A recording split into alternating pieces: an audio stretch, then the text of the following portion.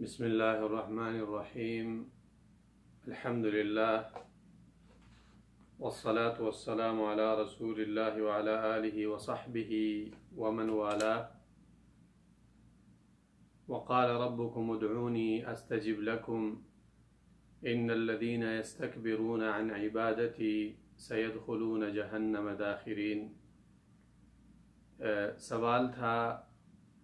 دعا کے بارے میں کہ ایک مسلمان کو کس طریقے سے دعا کرنی چاہیے۔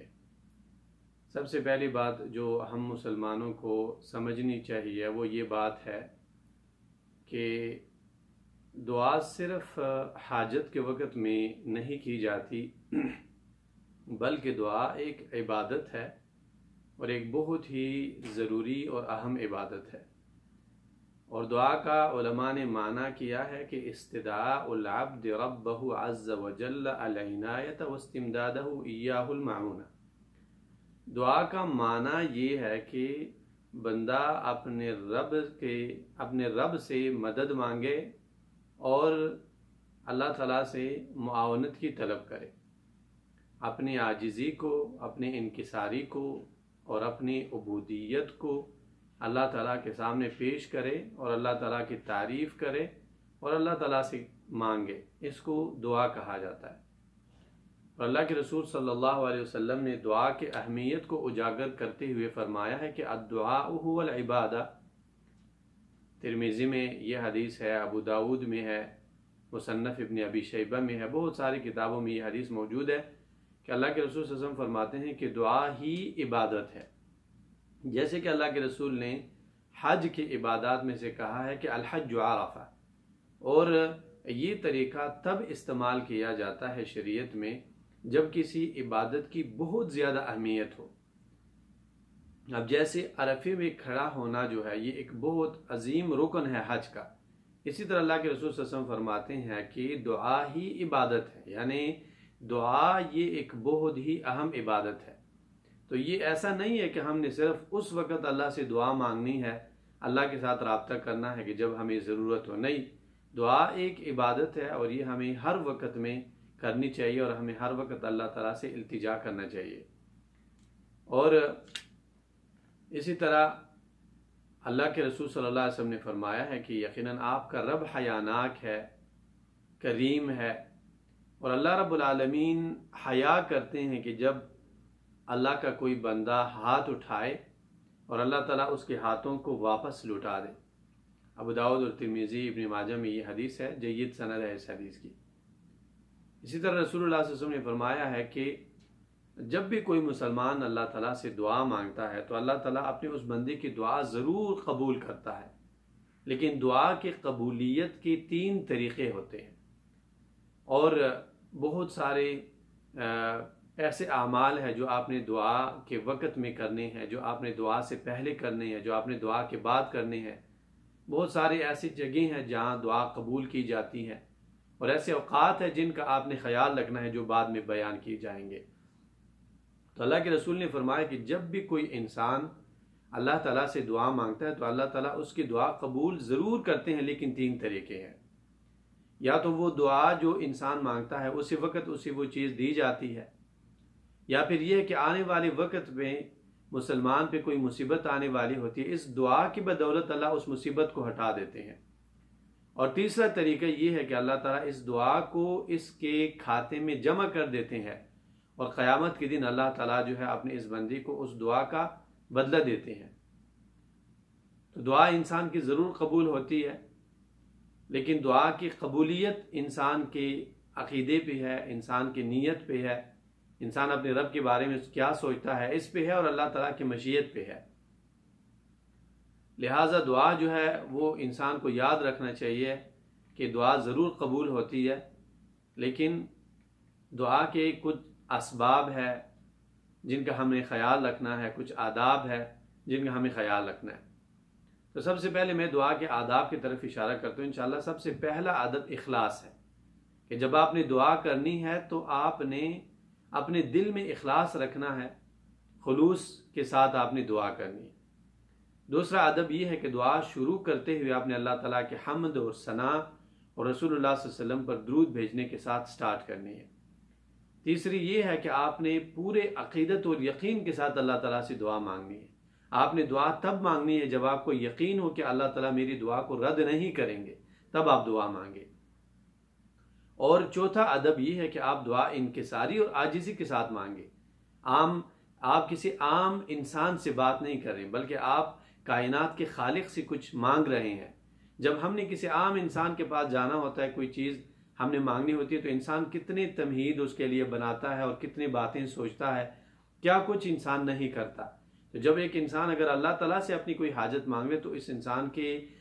بدن میں بھی عاجزی ہونی چاہیے، اس کی زبان میں بھی عاجزی ہونی چاہیے، اور اس کے دل میں بھی عاجزی اور انکساری ہونی چاہیے۔ اور پانچواں ادب جو علماء نے ذکر کیا ہے وہ یہ ہے کہ آپ کا دل حاضر ہونا چاہیے، یہ نہیں کہ آپ دعا کریں اور آپ کی سوچ اور فکر کہیں اور ہو۔ چھٹے نمبر پر یہ ہے کہ اگر آپ چاہتے ہیں کہ آپ کی دعا قبول ہو تو آپ ہر حالت میں اللہ سے دعا مانگیں، چاہے آپ اچھی حالت میں ہیں، چاہے آپ سخت حالت میں ہیں، چاہے آپ راحت میں ہیں، چاہے آپ مصیبت میں ہیں، دعا کو جاری اور ساری رکھنا چاہیے۔ اور ساتواں ادب یہ ہے کہ دعا صرف اللہ سے مانگے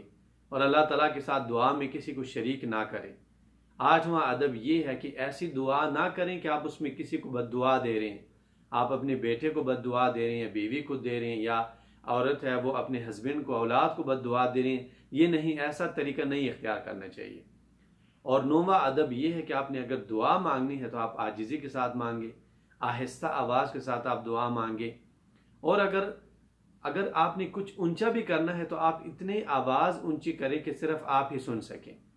تو آپ نے اس طریقے سے دعا مانگنی ہے۔ اور 10واں ادب یہ ہے کہ دعا مانگنے سے پہلے آپ نے اعتراف کرنا ہے، اقرار کرنا ہے اپنے گناہوں کا، استغفار اللہ تعالیٰ سے طلب کرنی ہے، اور جو نعمتیں اللہ تعالیٰ نے آپ پہ برسائی ہیں ان کا آپ نے اقرار کرنا ہے اور اللہ تعالیٰ کے نعمتوں کا شکر ادا کرنا ہے۔ 11ویں نمبر پر یہ ہے کہ دعا آپ نے بالکل سادے الفاظ میں مانگنی ہے، یعنی کہ جیسے ہم دیکھتے ہیں کہ کچھ لوگ دعا مانگتے ہیں تو دعا میں بھی ان کا یہ دھیان ہوتا ہے کہ الفاظ کا اینڈ جو ہے وہ ایک جیسے رہے اور لوگوں پہ ہمارے کلمات کا اثر ہو۔ ایسا نہیں ہونا چاہیے، اسے تکلف اور سجع کہا جاتا ہے، جسے شریعت نے منع کیا ہے۔ آپ سادہ الفاظ میں دعا کریں اور بلا تکلف کی دعا کریں۔ اور 11واں ادب یہ ہے کہ جب آپ دعا کرتے ہیں تو آپ میں عاجزی ہو، خشوع ہو، اور امید ہو آپ کو کہ یہ دعا اللہ تعالیٰ میری ضرور قبول کرتے ہیں یقین کے ساتھ، لیکن آپ کو ڈر بھی ہونا چاہیے کہ کہیں ایسا نہ ہو کہ میرے گناہوں کی وجہ سے اللہ تعالیٰ اس دعا کو رد نہ کر دے۔ اور یہی ایمان کی اصلی کیفیت ہے جو ایک مسلمان کے دل میں ہونی چاہیے، رجا اور رہبت، امید اور ڈر، یہ اس کا ہم نے خیال رکھنا ہے۔ دعا مانگنے سے پہلے اگر کسی کا حق ہمارے ذمے ہے تو ہمیں وہ حق لٹا دینا چاہیے اور ہمیں توبہ کر لینی چاہیے۔ اور 14واں ادب جو علماء نے ذکر کیا وہ یہ ہے کہ ہر دعا ہمیں 3 بار اللہ تعالیٰ سے مانگ لینی چاہیے، اور قبلہ رخ ہو کر ہمیں اللہ سے دعا مانگنی چاہیے۔ حاجت کی دعا اگر ہم مانگ رہے ہیں تو ہمیں ہاتھ اٹھا کر دعا مانگ لینی چاہیے،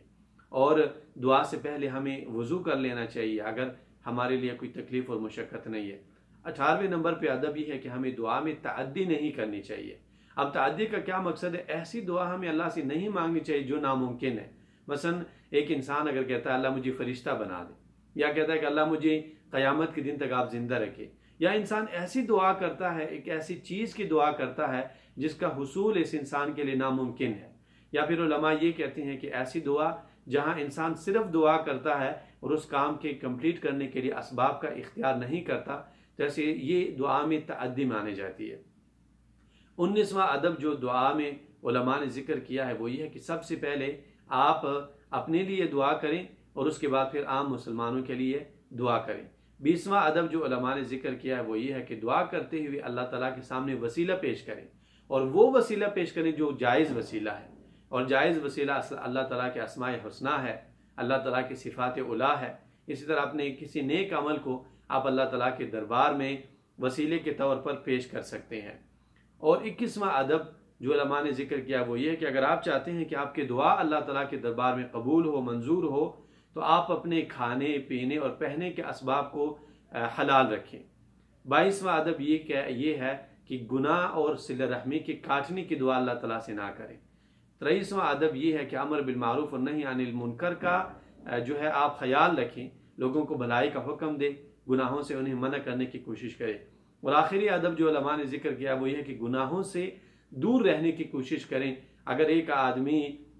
ان آداب کا خیال رکھتا ہے اور ان آداب کو مد نظر رکھتے ہوئے اللہ تعالیٰ سے دعا مانگتا ہے تو انشاءاللہ یقین ہے کہ اگر اللہ تعالیٰ کی مشیت ہو اور انسان ان آداب کے موافق دعا کرے تو اس کی دعا اللہ تعالیٰ کے دربار میں ضرور قبول ہوگی۔ اسی طرح تیسرے نمبر پہ جو ہم نے جاننا ہے وہ یہ ہے کہ کچھ اوقات شریعت نے ہمیں ایسے بتلائے ہیں کہ اگر ہم ان وقتوں میں دعا کرتے ہیں تو ہماری دعا قبولیت کی زیادہ قریب ہوتی ہے۔ پہلے نمبر پر علماء نے لیلۃ القدر کی رات، یہ ایک ایسا موقع ہے جو سامنے آ رہا ہے، اگر لیلۃ القدر کی رات میں ہم دعا کرتے ہیں تو اللہ تعالیٰ ہماری دعا ضرور قبول فرمائیں گے۔ رات کے آخری حصے میں فرض نمازوں کے بعد اذان اور اقامت کے بیچ دن اور رات میں ایک گھڑی ایسی ہے جس میں اللہ دعا قبول کرتے ہیں، تو دن اور رات میں ہمیں ہر وقت کوشش کرنی چاہیے کہ ہم دعا کریں، چاہے ہم اس گھڑی کے موافق آ جائیں جو گھڑی دن اور رات میں ہے۔ جب اذان دی جاتی ہے فرض نماز کے لیے، جب بارش برستی ہے اور جب مسلمانوں کی صفیں درست ہو رہی ہوتی ہیں کافروں کے ساتھ لڑنے کے لیے، جمعے کے دن ایک ایسی گھڑی ہے جس میں اللہ تعالیٰ دعا کو رد نہیں کرتے، اور اکثر علماء کے قول کے مطابق یہ جمعے کے دن عصر کی نماز کے بعد کی گھڑی ہے۔ اور جب انسان زمزم کا پانی پیتا ہے تو اس میں پھر اختلاف ہے، کچھ علماء کہتے ہیں کہ زمزم سے کے پانی سے پہلے دعا مانگ لینی چاہیے اور کچھ علماء کہتے ہیں کہ بعد میں، لیکن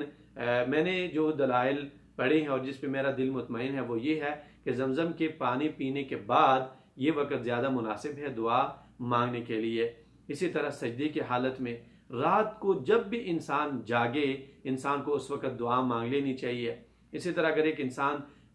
وضو کر کے سوتا ہے اور رات کو کسی بھی وقت اس کی آنکھ کھلے تو اگر اس وقت وہ دعا کرتا ہے تو یہ قبولیت کی زیادہ قریب ہوتی ہے۔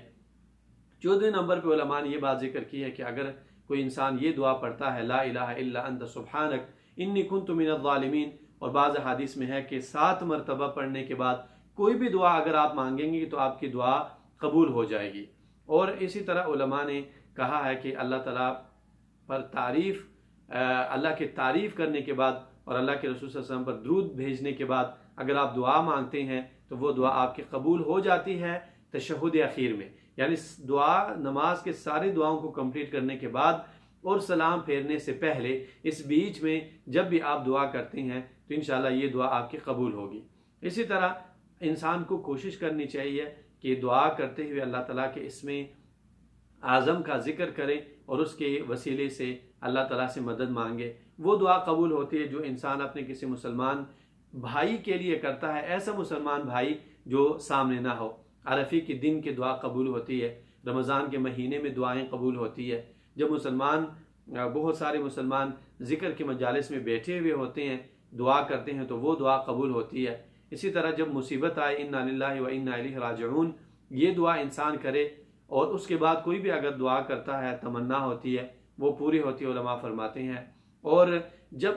انسان پہ ایسی حالت آئے کہ انسان کو لگے کہ اب اللہ تعالیٰ کے ساتھ اس کا رابطہ بالکل اچھا ہے، اس وقت انسان کو دعا مانگ لینی چاہیے۔ مظلوم کی دعا جو ہے قبول ہوتی ہے جب اس پہ ظالم ظلم کرتا ہے، والد کی دعا قبول ہوتی ہے جب وہ اپنے اولاد کے حق میں کرتا ہے، مسافر کی دعا قبول ہوتی ہے، افطاری کی حالت میں دعا قبول ہوتی ہے، مظلوم انسان کی دعا قبول ہوتی ہے، عادل امام کی دعا قبول ہوتی ہے، وضو کے بعد دعا جو ہے وہ قبول ہوتی ہے، جمرات یعنی کہ جب ہم پتھر مارتے ہیں کنکریاں اس وقت میں دعا قبول ہوتی ہے۔ اسی طرح کعبے کے اندر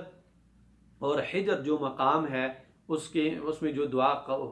مانگی جائے وہ قبول ہوتی ہے۔ صفا مروہ پر، مشعر حرام پر، ان اوقات پر جب کوئی مسلمان مانگتا ہے دعائیں تو اس کی دعا قبول ہو جاتی ہے۔ اگر ہم چاہتے ہیں کہ ہماری دعا قبول ہو اور ہم وہ دعا کریں جو اللہ کے رسول صلی اللہ علیہ وسلم کر کے گئے ہیں اور وہ دعا کریں جو اللہ کے دربار میں قبول ہو، تو ہمیں یہ سمجھ لینا چاہیے کہ ہمیں دعا صرف حاجت کے وقت میں نہیں کرنی، بلکہ دعا ایک بہترین عبادت ہے جس کے بدلے ہمیں ثواب بھی ملتا ہے۔ اور پھر جو آداب شریعت نے بتلائے ہیں جو میں نے مختصر انداز میں بیان کی، ان آداب کا خیال رکھتے ہوئے جب ہم اللہ تعالیٰ سے دعا کریں گے تو ہماری دعا ضرور قبول ہوگی انشاءاللہ۔ وصلی اللہ تعالیٰ علی خیر خلقہ محمد وعلی آلہ واصحابہ اجمعین۔